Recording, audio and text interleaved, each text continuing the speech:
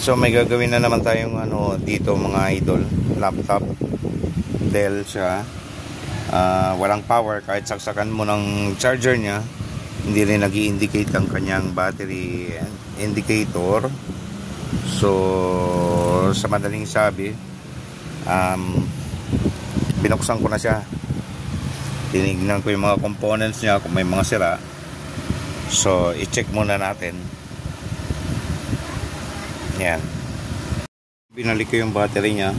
So ito yung naging lumabas, nag-charge, charging siya,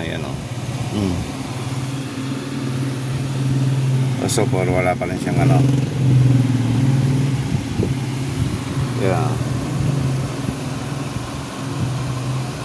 charging indicator.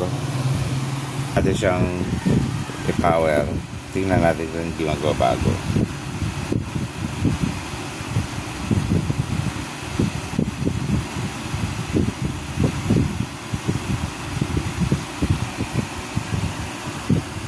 Walang reaction.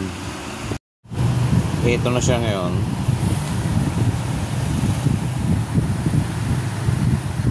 Lumabas na.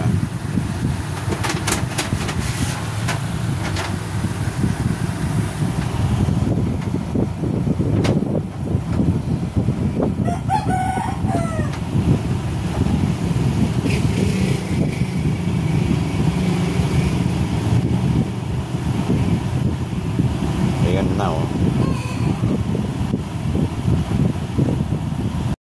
So eto na po siya. After natin na hard reset, manda na po siya, ano po.